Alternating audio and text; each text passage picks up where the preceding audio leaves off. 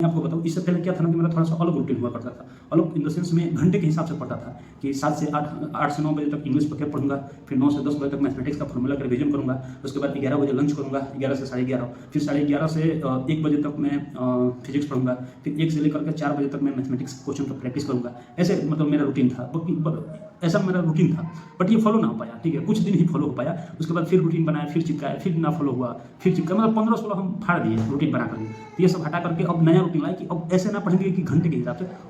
जय हिंद स्टूडेंट्स, तब यार थंबनेल देख के आ चुके हो। तो in this video I will tell about my daily routine of NDA, that how I used to follow daily routine as well as how I avoided my self, ठीक है, फ्रॉम द डिस्ट्रैक्शंस। क्योंकि यार देखो, इस type पे बहुत ज़्यादा distraction चलती है, तो हम कैसे अवॉइड कर सकते हैं, मैं कैसे किया था आपको मैं बताऊंगा। बहुत मज़ा आएगा मेरा भाई, ठीक है ना, अंत तक देखना। चलो स्टार्ट करते हैं। बट जाने से पहले आपको पता ही होगा कि एनडीए में मैथमेटिक्स का बहुत ही ज़्यादा अहम रोल होता है। विदाउट मैथमेटिक्स का कट ऑफ क्लियर किए आप रिटर्न नहीं क्रैक कर सकते हो। तो इसके लिए एक बहुत ही अच्छी बुक का होना बहुत ज़रूरी है, जिसमें कि आपका कॉन्सेप्ट क्लियर हो सके और प्रैक्टिस भी अच्छे से हो पाए। तो इसके लिए मैं रिकमेंड करना चाहूँगा अग्रवाल एग्जाम कार्ड की बुक, ठीक है। ये कॉम्बो बुक आती है, एक है for the theory practice as well as एक है फॉर द मॉक टेस्ट, ठीक है। जो मॉक टेस्ट वाली है वो आपको फ्री ऑफ कॉस्ट मिलेगी इस बुक के साथ ही। इसमें आपको ट्रेंड एनालिसिस साथ ही साथ कुछ प्रीवियस ईयर क्वेश्चंस भी है, उसका अच्छे से सॉल्यूशन दिया हुआ है, जिससे कि आपको किसी टीचर से भी हेल्प लेने की जरूरत ना पड़ेगी, ठीक है। तो बेस्ट बुक है in the market, Agarwal exam card जा करके ले लेना। इसका बुक परचेज लिंक आपको डिस्क्रिप्शन में मिल जाएगा। चलो टॉपिक पे वापस आते हैं। देखो मेरे भाई, क्या है ना कि मैं अपना बताऊँ तो मेरा शुरुआत होता था 9 बजे से, ठीक है। 8-9 बजे से शुरुआत करते थे अपने दिन की। अब बोलोगे कि इतना लेट, तो हाँ भाई, मैं ऐसा ही था, ठीक है। मुझे रात में पढ़ना अच्छा लगता है, दिन में लेट उठना अच्छा लगता है, ठीक है। ओबियसली जो देर रात तक पढ़ेगा तो लेट उठेगा ही। बाकी ये सब फालतू लोग हैं, बकलो लोग हैं, जो कि बोलते हैं कि नहीं सुबह में उठने से आपको चीज़ें याद होती है, रोज 4 बजे उठ के पढ़ो, 3 बजे उठ के पढ़ो।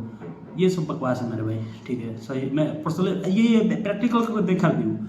मैं शुरुआत किया था, मतलब हम सोचे कि चलो एग्जीक्यूट करके देखते हैं इसको। तो जब उठते थे ना 4 बजे, दिन भर डिस्टर्ब रहता था, ठीक है, दिन भर डिस्टर्ब, भंगवाई जैसा मन करता था कि हाँ चलो सो लिए, ये हो गया, दिन भर ये रहता था। तो वही है, जो आपको अच्छा लगे, किसी को रात में अच्छा लगता है पढ़ना, किसी को दिन में लगता है, जो आपको अच्छा लगे उसमें पढ़ो, किसी की सुनो मत, ठीक है। क्योंकि ये कोई साइंटिफिक रिसर्च ना है कि सुबह पढ़ने से चीज़ें याद होती है, ये होता है, कुछ नहीं है मेरे भाई, ठीक है। प्रैक्टिकली हम करके देख चुके हैं, ये कुछ ना होता है, ठीक है। तो यही है कि शुरुआत होती थी 9 बजे से, उठ करके फिर जाते थे। ठंडा का मैं बात करता हूँ, गर्मी में 8:30 साढ़े 7 बजे उठ जाते थे, ठीक है। तो फिर सबसे पहले उठने के बाद थोड़ा मोड़ा मुँह धो के थोड़ा रनिंग करने चले जाते थे। आने के बाद फिर सबसे पहला काम करते थे वोकैबुलरी का रिवीजन, ठीक है।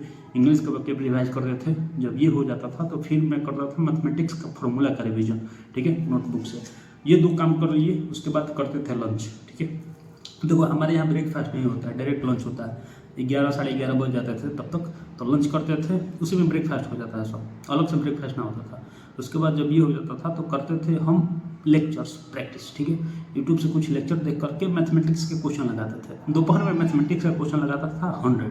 मेरा डेली का टारगेट रहता था कि 100 क्वेश्चन प्रैक्टिस करना ही करना है, चाहे कुछ भी हो जाए, ठीक है। तो दिन में, दोपहर में, अब दोपहर में क्यों प्रैक्टिस करता था, क्योंकि दिन में, दोपहर में क्या है ना मेरा भाई कि नींद लगने लगती थी, ठीक है। तो नींद में हम अपने आप को जब तक फिजिकल एक्टिविटी में इंडल्ज ना करेंगे तब तक नींद आती रहेगी।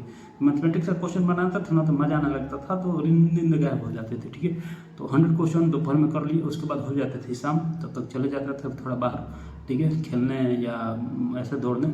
उसके बाद आते थे तो रात हो जाती थी, और रात में मेरे 3 सब्जेक्ट हुआ करते थे।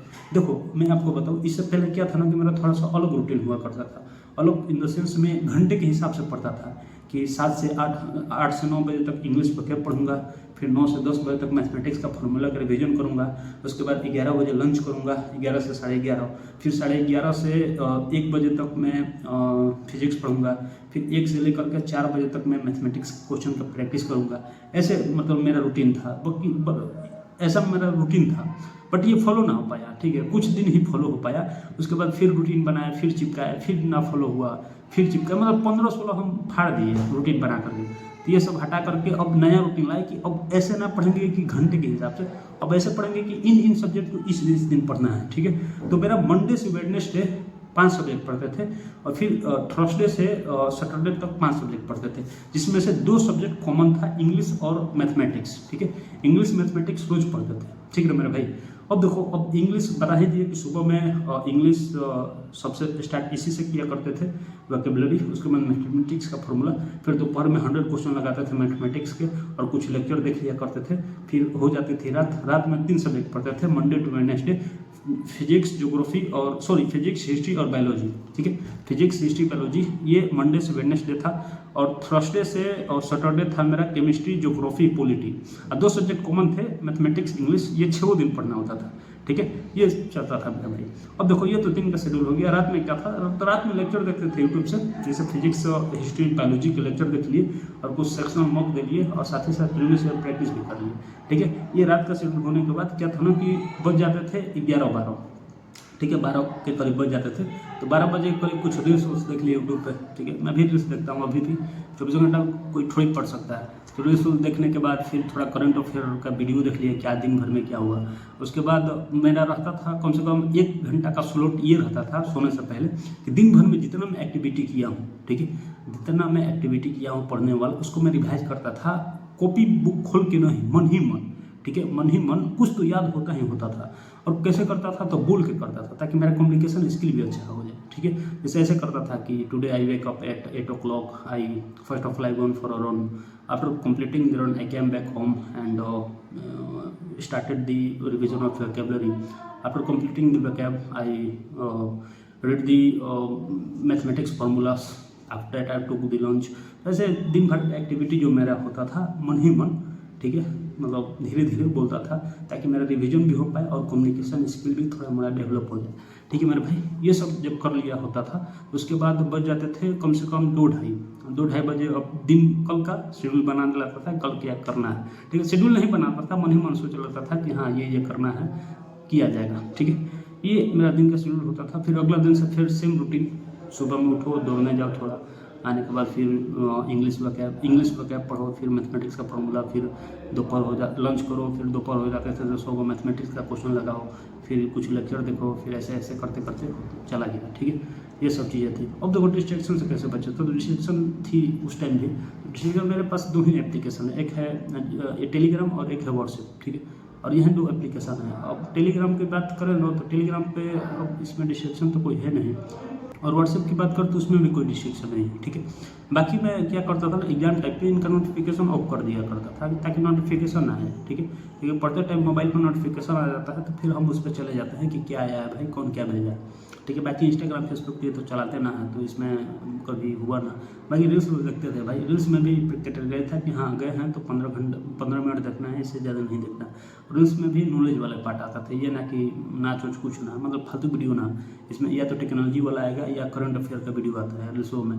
आपको पता ही होगा कि यूट्यूब के एल्गोरिथम है, जो देखोगे वही आएगा। ठीक है, तो ये मतलब चलता था मेरे साथ। बाकी डिस्ट्रैक्शन से मतलब 2 टाइप के डिस्ट्रैक्शन है हमारे साथ। पहला ये मोबाइल वाला है और दूसरा वो समझ ही सकते हो इनडायरेक्टली। ठीक है, तो वो तो भाई मैं ही बता नहीं सकता कैसे बच सकते हो, बट मोबाइल वाला बता सकता हूँ कि आपके अंदर पहले तो नोटिफिकेशन ऑफ कर दो। ठीक है, और उसके बाद अगर लगता है कि नहीं मैं इंस्टाग्राम या फेसबुक इन सब पे ज़्यादा टाइम दे रहा हूँ तो उसको डिलीट कर दो।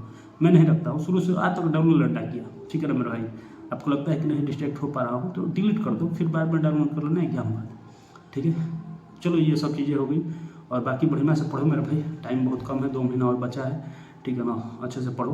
हाँ, एक और बात भूल गया कि देखो मेरा क्या ना कि ये रोज़ का रूटीन फॉलो नहीं हो पाता था, बिकॉज हम बिलोंग करते हैं गांव से। यहाँ पे कभी दुकान पे चला जाना हो गया, मेरी दुकान भी है छोटा मोटा।